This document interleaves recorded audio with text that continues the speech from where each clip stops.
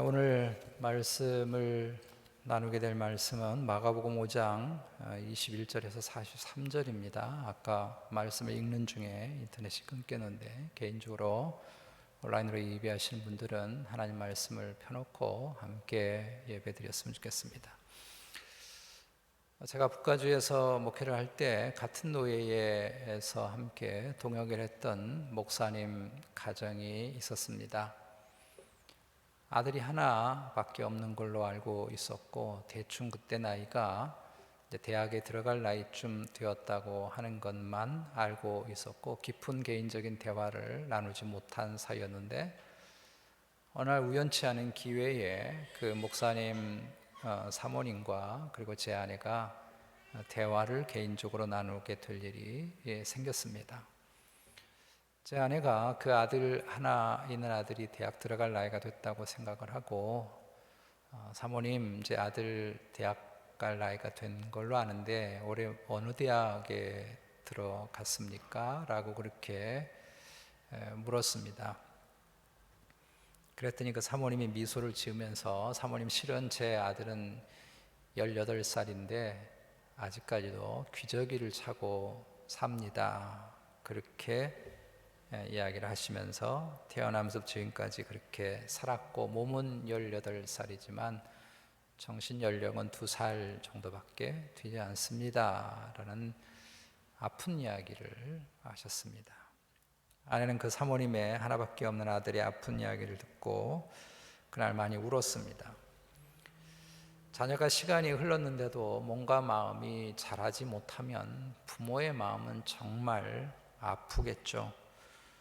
주님의 마음도 같을 것입니다. 우리가 예수님 믿고 믿음이라고 하는 것이 생겨서 신앙생활을 시작했는데 시간이 지나면서도 여전히 신앙이 자라지 못하고 성장하지 못하면 마치 18살 먹은 아들이 귀저귀를 여전히 차고 있는 것 같은 그런 상태여서 주님의 마음이 많이 아프실 것입니다.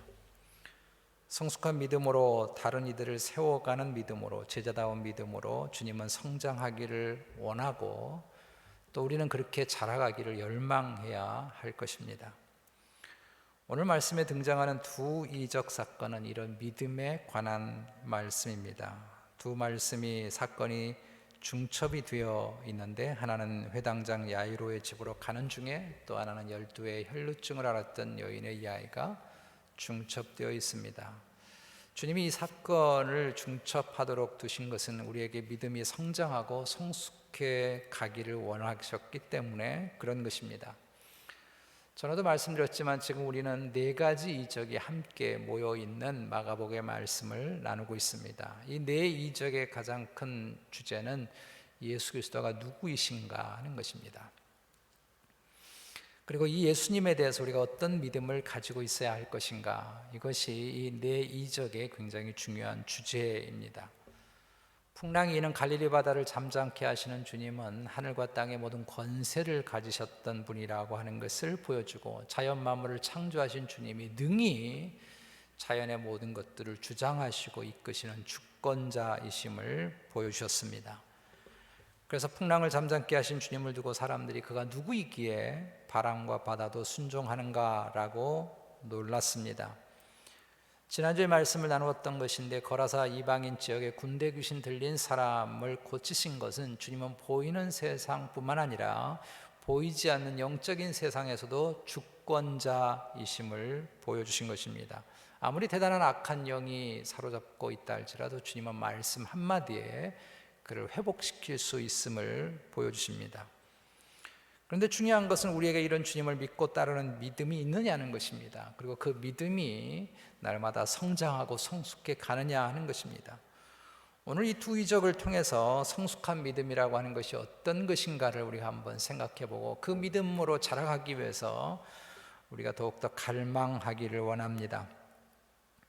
가장 먼저는 12의 혈루증을 앓았던 여인을 고치시는 장면을 통해서 자신의 뜻이 성취되기보다 주님과 더 깊은 교제를 나누고 살아가는 것이 훨씬 성숙한 믿음이라고 하는 것을 가르쳐 주십니다. 주님께서 다시 갈릴리 호수를 건너서 가버나움으로 오셨습니다. 오늘 말씀에는 가버나움이라고 지역에 나와 있지 않지만 마태복음 9장을 통해 보면 이 지역이 가버나움이라고 하는 것을 알게 됩니다. 그런데 가버나움의 유대 회장의 책임자인 회당장 야이로라고 하는 사람이 주님께 나와서 엎드려 간청을 했습니다. 자신의 딸이 죽어가니 제발 자기 집에 와서 자기 딸을 구원해 주십사 하는 간청이었죠. 그런데 그렇게 주님이 야이로의 집에 가는 중에 혈루증으로 12년째 고통을 통해 앓고 있었던 여인을 만나게 된 것입니다. 혈루증이라고 하는 이 병은 여성의 생리현상이 계속 멈추지 않는 병으로 레위기 15장에서는 부정하다고 여겨졌기 때문에 유대 사회에서는 이 병을 가지고 정상적인 생활을 하기가 매우 어려웠습니다. 더욱이 특별히 이 병은 여성이 하나님 앞에 무슨 부정한 일을 저질러서 생겼다고 하는 오해를 받고 있었기 때문에 더더욱 사회생활을 하기가 어려웠습니다. 당연히 성전에 가서 예배에 참여할 수도 없었고 몸도 힘든 병이지만 실은 마음의 병이 더 깊은 것이 이 혈루증이라고 하는 병이었습니다. 그러니 어떻게든지 이 여인이 이 병을 고치고 싶었겠죠. 그래서 12년 동안 병을 고치려고 애를 썼습니다. 그러나 그렇게 애를 썼지만 12년 동안 병은 고치지 못하고 오히려 병이 더 깊어만 갔고 모든 재산을 다 날려버렸습니다. 모든 재산을 다 날렸다고 하는 것은 그녀의 병이 얼마나 깊었는가를 알게 해줌과 동시에 이 여인의 육체적인 약점을 이용해서 의사랍시고 여인의 돈만을 챙겨 넣었던 이들이 많이 있었다고 하는 것을 짐작하게 됩니다. 그래서 오늘 말씀을 보면 많은 의사들에게 많은 괴로움을 당했다 이렇게 말씀하고 있습니다. 그러니 12년간 그녀의 몸과 마음의 병이 얼마나 깊었는가 하는 것을 알게 됩니다. 그러던 차에 예수님에 대한 소문을 듣게 됐습니다. 그래서 주님이 가버나움에 오신다는 소식을 듣고 사람들 가운데 나타나기 힘들었던 이 여인이 용기를 내서 사람들 군중 틈에 숨어 들어가서 주님 앞에 나가게 된 것입니다. 이 여인에게 특별한 것은 이 여인이 주님의 옷만 만져도 병이 나을 줄 믿었다는 것입니다. 28절 말씀에 이는 내가 그의 옷에만 손을 대어도 구원을 받으리라 생각하밀러라. 이 장면은 워낙 유명해서 많은 화가들이 그림을 그리기도 했고 또 찬송가로도 만들어졌습니다. 우리가 가지고 있는 찬송가에 빠졌는데 옛날 찬송가에 있죠. 너도 그 옷가를 만져 병 고침 받아라. 그 권능 지금 너에게 새 생명이 되시네. 그런 가사에 좋은 찬양이 있습니다. 이 찬송을 우리 새 찬송가 편집을 하면서 뺀 이유가 너도 그 옷가를 만져 병 고침 받아라 라고 하는 이 구절이 신학적으로 문제가 있다고 보았기 때문에 뺀 것 같습니다. 왜 그런가 하면 이 여인이 주님의 옷이라도 만지면 병이 나올 줄 믿은 것은 대단한 믿음이나 기특한 믿음이 아니라 실은 미숙한 믿음이었기 때문에 그런 것입니다. 만약에 이 여인의 이런 믿음이 대단한 것이었다고 한다면 주님이 이 여인을 굳이 다시 불러 세울 이유가 없고 34절에 보면 딸아 내 믿음이 너를 구원하였다고 그렇게 선언할 리가 없는 것이죠. 이 여인이 만진 옷가라고 하는 것은 정확하게는 옷수를 말씀합니다. 당시 유대 남자들은 달리트라고 하는 상의 외투를 입었습니다. 통으로 짠 것인데 길게 위에서 밑으로 내려오는 네모처럼 생겨나는 그런 옷이죠. 근데 이 옷의 맨 네 가장자리에 네 가닥의 흰 실과 한 가닥의 보라색으로 엮은 술을 달게 되어 있습니다. 그리고 이 옷술은 사람의 신분에 따라 크기도 다르고 색깔이 달랐습니다.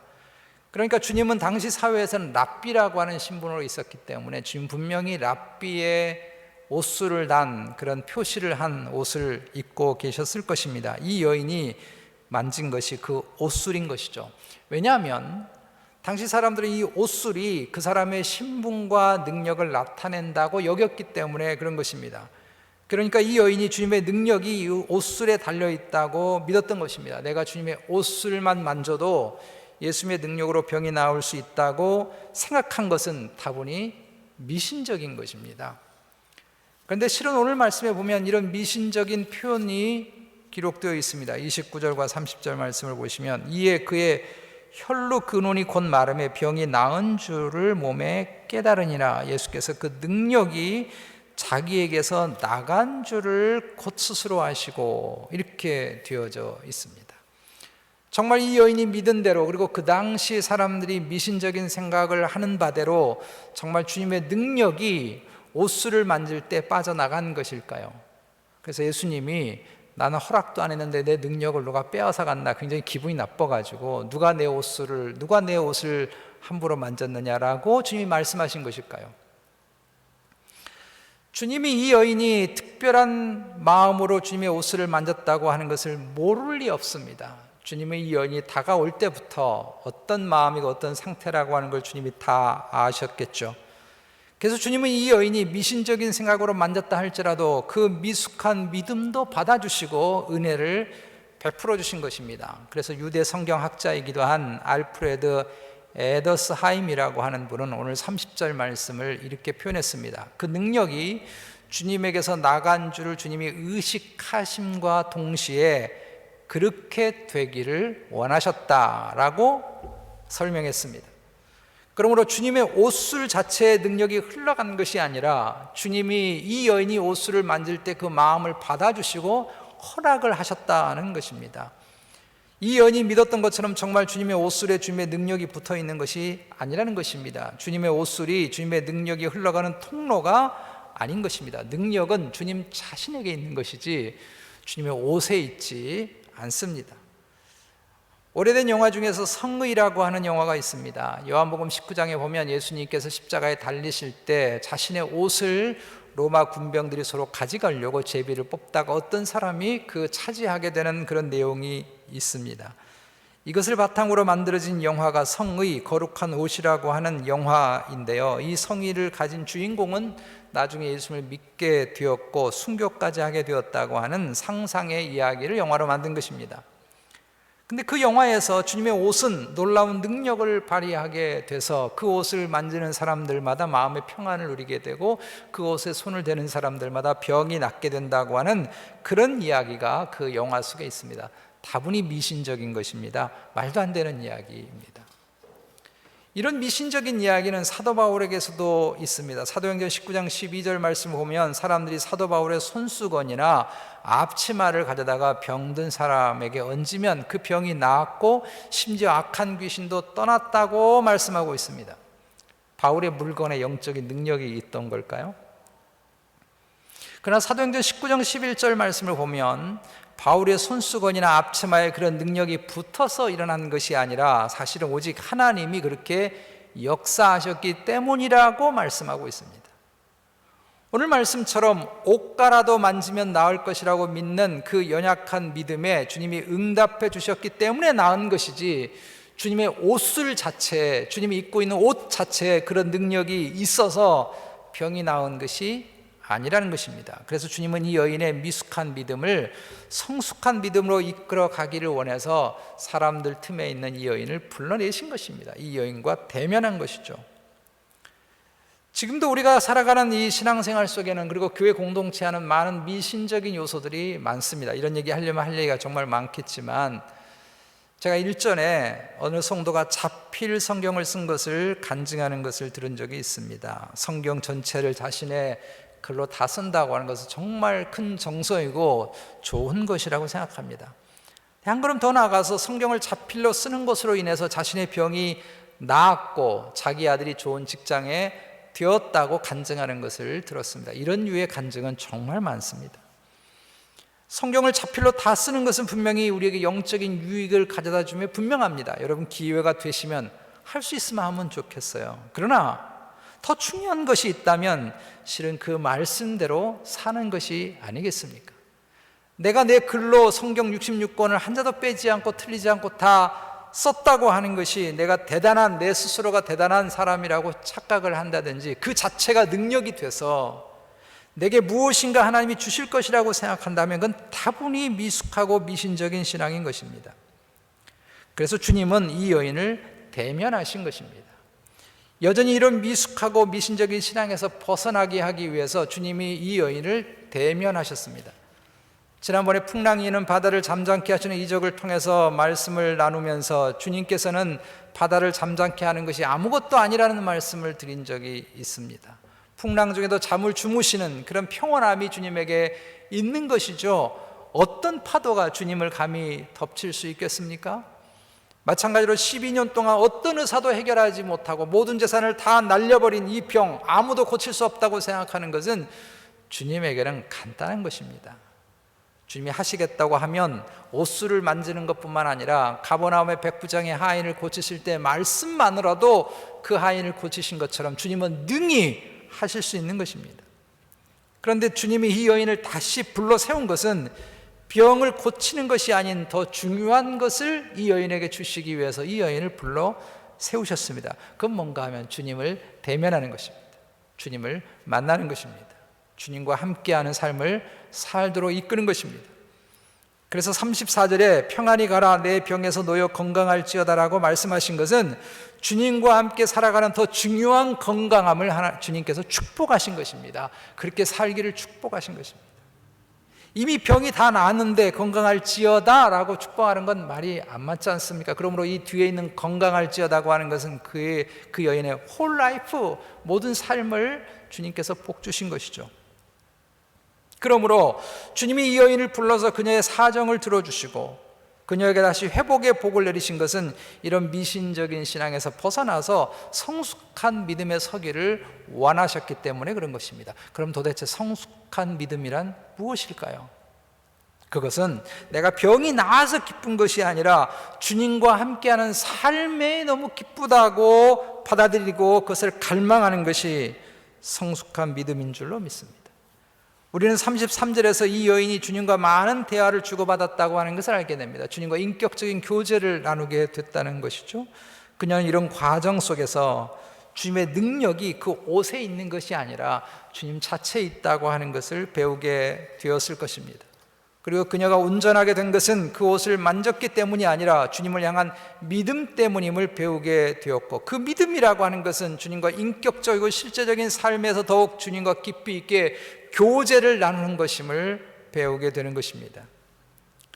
철이 없는 자녀는요, 부모가 자기에게 무엇을 해주었는가를 따라서 부모를 공경하는 자녀입니다. 이건 정말 철다구니 하나도 없는 자녀죠. 그건 진정한 사랑이 무엇인지 모르는 것입니다. 그러나 철이 든 자녀는 부모가 곁에 계심으로 인해서 행복하고 기뻐하는 것입니다. 부모라고 하는 존재 자체가 내 곁에 계시는 것만으로도 내가 너무 행복해하고 내가 너무 기뻐하는 것이 정말 진정한 공경이고 효라고 하는 것이죠. 진정한 사랑이란 뭘까요? 상대방에게 내가 무엇을 해주었기 때문에, 상대방이 나에게 무엇인가 베풀어 주었기 때문에, 그래서 내가 그만큼 사랑하는 거, 이게 사랑일까요? 이건 거래죠. 사랑이 아니죠. 마찬가지로 믿음이란, 진정한 성숙한 믿음이란 무엇일까요? 주님이 나에게 무엇인가를 해주었기 때문에, 주님이 나에게 무엇인가를 주셨기 때문에, 그래서 내가 주님을 사랑하고 주님을 따르는 것입니까? 그렇지 않습니다. 성숙한 믿음이라고 하는 것은 주님이 나에게 무엇인가를 해주어서가 아니라 내가 주님의 자녀가 된 그 자체로, 주님과 함께 살아가고 있다고 하는 그 자체로 너무 행복하고 너무 기쁘고 너무 영광스럽고 너무 감격하고 너무 충분한 것이 성숙한 믿음인 줄로 믿습니다. 어느 수사가 많은 사람들에게 많은 영향력을 끼쳤습니다. 그 수사에게 은혜를 입었던 수많은 사람들이 하나님 앞에 늘 기도하기를, 이 수사가 복을 많이 받기를 그렇게 기도를 했습니다. 주님이 그 기도를 받으시고 어느 날 이 수사에게 나타나셔서 내가 너에게 무엇을 주랴? 너의 소원이 무엇이냐라고 물었습니다. 우리도 살면서 이런 때가 있으면 참 좋겠죠. 내 소원이 무엇이니? 이렇게 물어보면 얼마나 좋겠어요? 이 수사가 이렇게 답을 했습니다. 주님, 저는 주님 한 분만으로 너무 충분합니다. 저에겐 필요한 것은 아무것도 없습니다. 주님이 또 물었습니다. 그래도 꼭 원하는 것이 있으면 내가 들어주마. 이때 그 수사가 그렇게 답을 했다는 것입니다. 저는 더 많은 사람들을 돕기를 원합니다. 단 조건은 내가 도왔다고 사람들이 모르게 되기를 원합니다. 주님만 드러나게 되기를 원합니다. 왜냐하면 저는 주님으로 너무 충분하고 주님으로 너무 행복하기 때문입니다 라고 말을 했다는 것입니다. 주님이 내게 옷수를 내어밀어 주셨느냐 아니냐, 주님이 내게 능력을 부어주셨느냐 아니냐, 주님이 내게 어떤 은혜를 주셨느냐 아니냐, 이것에 따라 신앙의 태도가 달라지는 것은 아직 미숙한 것입니다. 진정한 믿음이라고 하는 것은 주님 자체로 감격하는 것인 줄로 믿습니다. 주님이 나와 함께 하시는 것으로도 말할 수 없는 감격이고, 내가 주님의 자녀로 이 땅을 살고 있다고 하는 것만으로도 너무너무 행복한 것이 여러분 성숙한 믿음인 줄로 믿습니다. 이 사람이 진짜 행복할 수 있고, 주님은 이런 사람을 결단코 그냥 보아 넘겨주지 않으실 줄로 믿습니다.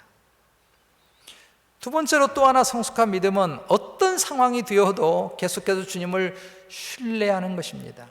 우리는 이것을 야이로의 사건을 통해서 배우게 됩니다. 야이로는 가버나움의 회당장입니다. 가버나움의 회당장이라고 하면 그 지역의 유대 공동체 속에서 가장 높은 지위에 있었던 사람이라고 할 수 있습니다. 왜냐하면 유대 공동체의 모든 종교와 사회 중심지가 그 당시 회당이었기 때문에 그 지역의 회당장, 그러면 요즘으로 말하면 시장 정도 됐을 것입니다.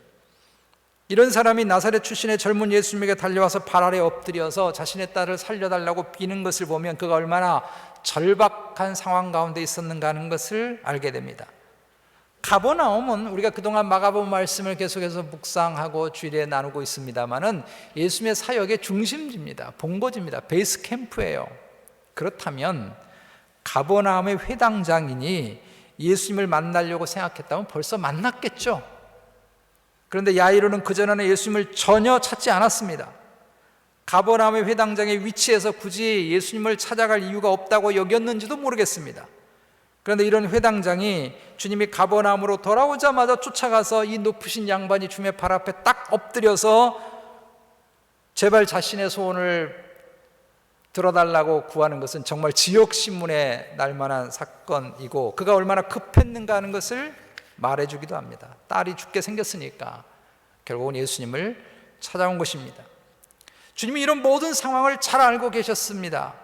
그래서 야이로에게 진정한 믿음이라고 하는 게 무엇인지 알려주고 싶었던 것이죠. 이것이 12의 혈루증을 앓는 여인으로 인해서 가던 걸음을 멈추신 이유이기도 합니다. 지금 야이로는 주님이 직접 오셔서 안수해 주셔야 내 딸이 나을 것이라고 믿고 있습니다. 23절에 보시면 간곡히 구하여 이르되 내 어린 딸이 죽게 되었사오니 오셔서 그 위에 손을 얹으사 그로 구원을 받아 살게 하소서. 이런 야이로의 믿음은 같은 지역에 있는 가버나움의 이방인 로마의 군인 백부장과 비교가 됩니다.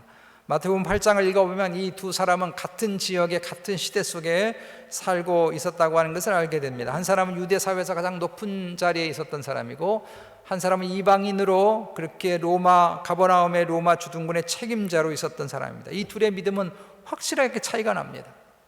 야이로는 굳이 예수님이 자신의 집에 와서 딸의 몸에 손을 대어달라고 요청을 했고, 백부장은, 이방인 백부장은 어떻게 예수님을 감히 이리 가라 저리 가라 내가 말할 수 있겠느냐, 내 밑에도 부하가 있는데 이 부하들에게 이리 가라 저리 가라 자기가 시키는데 예수님에게 어떻게 그렇게 할 수 있겠느냐, 자신도 수하의 부하들에게 명령을 내리듯이 그렇게 주님이 말씀만 하시면 내 하인의 병이 낫겠습니다 라고 말했습니다.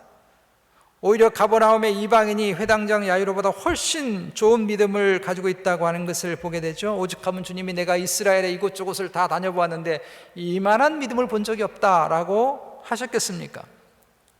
주님은 이미 야이로의 믿음의 수준을 다 알고 계십니다. 평상시에는 예수님을 전혀 찾지 않다가 발등에 불 떨어지니까, 자기 딸이 죽게 생겼으니까 급하게 달려와서 주님 앞에 엎드리고 있는 이 미숙한 믿음을 주님은 다 알고 계셨습니다. 그래도 주님은 주님을 찾아왔다는 것을 예쁘게 보시고 그에게 진정한 믿음이라고 하는 게, 좀 더 성숙한 믿음이라고 하는 것이 무엇인지를 알려주고 싶었던 것입니다. 그래서 12의 혈루증 여인으로 인해서 야이로의 집에 가는 길에 일이 지체되는 것을 주님이 그대로 두고 보신 것이죠. 지금 한시가 급한 상황이죠. 빨리 가야 할 상황입니다. 근데 주님이 뒤를 돌아서서 누가 내 옷을 만졌느냐고 물으시면서 걸음을 멈추신 것입니다. 아니 지금 사람들이 여기 밀고 당기고 무리지어서 가고 있는데 누가 주님의 옷을 만져도 만질 사람들이 많이 있을 거 아니에요. 그것까지 주님 뭘 신경을 쓰시고 지금 내 딸이 죽게 생겼는데 빨리 가야 될 거 아니에요. 오죽 제자들이 이런 예수님의 모습이 답답하면 말했겠습니까? 지금 사람들이 많아서 야단인데 누가 내 옷에 손을 대었느냐고 왜 그렇게 하십니까? 지금 이 지역에 시장급이나 되는 이 위치에 있는 사람이 이 거물이 와서 좀 도와달라고 했으면 빨리 달려가시든지 하늘을 날아가시든지 주님 가셔야 되는 건 아니냐고. 지금 한가롭게 누가 내 옷에 손을 대었느냐라고 말씀하신 상황이 아니라는 거죠.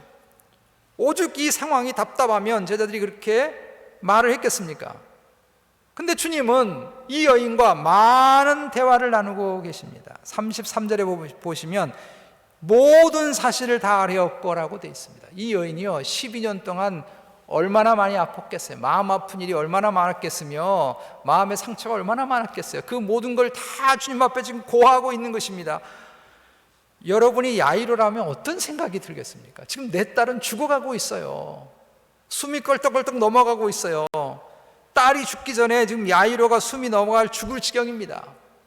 지금 일단 죽어가는 사람이 급하니까 빨리 딸을 살려내놓고 나중에 만나자고 약속을 하고 이야기를 듣든지 그래야 될 거 아니에요. 그런데 이 여인의 12년 동안 있었던 수많은 아픔의 이야기를 주님이 지금 다 듣고 앉아 있는 거예요. 그리고 드디어 염려했던 상황이 벌어졌습니다. 이 여인과 이야기하는 중에 야이로의 집에서 하인이 달려온 것입니다. 방금 당신의 딸이 죽었습니다. 이제는 예수님 필요 없습니다 라고 얘기했어요.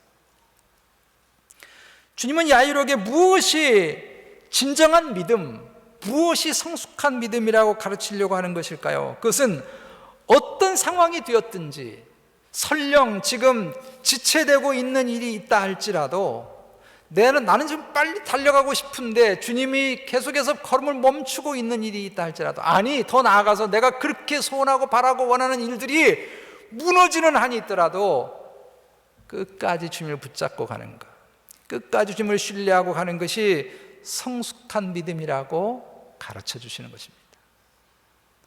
플러신학교의 학장을 지냈던 리처드 마우라고 하는 분의 무례한 기독교라고 하는 책에 느린 하나님 섬기기라고 하는 짧은 글이 있습니다.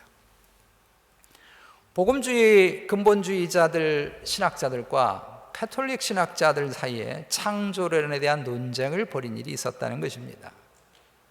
근본주의 복음주의 신학자들은 하나님이 이 세상을 창조하신 것은 실제로 지금의 24시간이 하루인 6일 동안 이 세상을 창조하신 것이라고 주장을 하고 있고, 만약에 실제 24시간 6일 동안 창조했다고 하는 걸 부인하는 것은 하나님의 능력을 부인하는 것이라고 주장하는 사람들이었습니다. 반면에 가톨릭 신학자들은 그 6일이라고 하는 시간이 오늘 24시간을 꼭 말하는 게 아니다. 그게 수억 년이 될지 수십억 년이 될지 우리는 알 수 없는 시간이다 라고 주장을 했습니다. 이런 주장들은 지금도 여전히 복음주의 신학자들 간에 굉장한 논쟁이기도 합니다. 우리는 여기에 좀 더 열린 마음이 좀 필요한데요. 여하튼 이런 논쟁이 한참 진행 중에 있는데 가톨릭 신학자가 끝까지 창조의 시간이 지금과 같은 24시간의 하루인 6일간이라고 주장을 굽히지 않는 이 근본주의 복음주의 신학자들에게 더 이상 말이 통하지 않으니까 이렇게 얘기했다고 합니다. 아니 이 사람들아, 우리 하나님은 느리게 일하시는 하나님인 줄 왜 몰라? 이렇게 얘기를 했대요. 우리 하나님은 느리게 일하시는 하나님인 줄 왜 몰라? 정말 하나님은 느린 하나님이십니다. 아브라함을 75세에 부르셔가지고 아들을 주시겠다고 해놓고 무려 25년 뒤인 100세가 되어서 아들을 주셨습니다. 이 느린 하나님과 보폭을 맞추기가 힘들었던 아브라함은 요정 하가를 통해서 이스마엘을 낳죠. 이것이 얼마나 큰 불행인가 하는 것을 우리는 얼마 전에 이스라엘과 하마스의 전쟁을 통해서 보게 됩니다. 사도 바울을 다메섹에서 극적으로 부르신 주님은 바로 바울을 쓰시지 않으셨습니다. 아라비아에서 3년 그리고 길리기아 다소 있는 자기 고향에서 10여 년을 지난 후에야 바나바를 통해서 안디옥 교회 부름을 받고 처음 공적인 사역을 시작하게 하셨습니다. 정말 느리죠. 빨리빨리 하면 얼마나 좋겠어요. 우리 주님이 얼마나 느리신지 오늘 본문을 통해서 보게 됩니다. 야이로는 마음이 타들어 합니다. 지금 주님이 한가롭게 이 여인과 대화할 시간이 없는 거예요. 너무 답답한 거예요. 빨리 갔으면 좋겠어요. 주님이 이 모든 상황을 모르시는 게 아닙니다. 야이로의 마음을 주님이 왜 모르시겠어요? 근데 주님이 왜 지체하는 것입니까? 왜 빨리 가서 야이로에 타들어가는 마음을 좀 풀어주시지 않는 것입니까? 그것은 성숙한 믿음이라고 하는 것, 주님이 우리가 자라가기 원하는 믿음이라고 하는 것이 어떤 것인지를 알게 하시기 위해서 그런 것입니다. 생명의 주권자이신 주님에게 야이로의 딸을 일으키는 것은 간단한 문제입니다. 풍랑이 있는 바다를 잠잠케 하는 것은 이 천지만물의 주권자, 하늘과 땅의 권세를 가진 주님에게는 간단한 것입니다. 아무도 제어할 수 없고 이 군대 귀신의 중독 속에 빠져 있는 사람을 구원해내는 것은요, 주님에게는 아주 간단한 문제입니다. 주님의 큰 관심은요, 우리의 믿음입니다. 우리가 주님에게, 하나님에게 어떤 마음을 가지고 살아가는가, 이것이 주님의 관심이에요. 그래서 주님은 야이로에게 말씀하십니다. 36절에 두려워 말고 믿기만 해라. 두려워 말고 믿기만 해라. 주님은 우리의 삶에서 어떤 상황이 벌어진다 해도, 내 마음대로 빠른 열매가 보이지 않는다 해도, 그렇게 반하던 일이 결국 무너지는 한이 있다 할지라도 주님은 말씀하십니다. 두려워 마라. 믿기만 해라. 성숙한 믿음이라고 하는 것은 비록 주님의 발걸음이 내가 생각하는 보폭이 아니어도 오직 주님만을 신뢰하면서 나의 보폭을 주님에게 맞추어 걷는 것입니다. 그리고 끝까지 주님과 함께 걷는 것입니다. 그러면 주님의 때에, 주님의 방식으로 죽은 것 같은 우리의 삶에도 달리다 쿵 하면서 일으켜 주실 날이 반드시 있는 줄로 믿습니다. 그리고 우리 인생의 마지막 길에서 애썼다고, 수고했다고 우리를 안아주실 것입니다. 이런 믿음 위에 우리 모두가 서게 되기를 주의 이름으로 축복합니다. 말씀의 결론을 맺습니다. 제가 서론에서 말씀을 드렸던 그 장애를 가진 아들을 둔 목사님과 사모님이 이런저런 이야기를, 자녀를 두고 그동안 있었던 이야기를 울면서 하다가 갑자기 이 두 분이 환한 미소를 지으면서 이렇게 말씀하시는 것입니다. 지난주에 이 아들이 아빠의 가방을 들고 현관 문 앞에서 아빠에게 인사를 하면서 교회 출근하는 아빠에게, 목사님에게 가방을 주었다는 것입니다. 18년 만에 한 번도 인사하지 않던 아들이 가방을 들고 문 앞에 서서 아빠에게 가방을 주었다는 거예요. 18년 만에 기적을 보았다고, 하나님 은혜가 얼마나 감사한지 이 아들을 끌어안고 너무 감사하다고 울었다고, 고맙다고 울었다는 이야기를, 환한 미소를 가지고 그 이야기를 하시는데, 제가 거기서 믿음이 무엇인가를 보았습니다. 하늘과 땅의 모든 권세를 다 가지신 주님을 믿고 따라가는 삶이라고 하는 것이 무엇인가를 보았습니다. 정말 우리가 붙들어야 할 소중한 것이 무엇인가 하는 것을 보았습니다. 물론 주님은 분명히 우리들의 미숙한 믿음도 받아주십니다.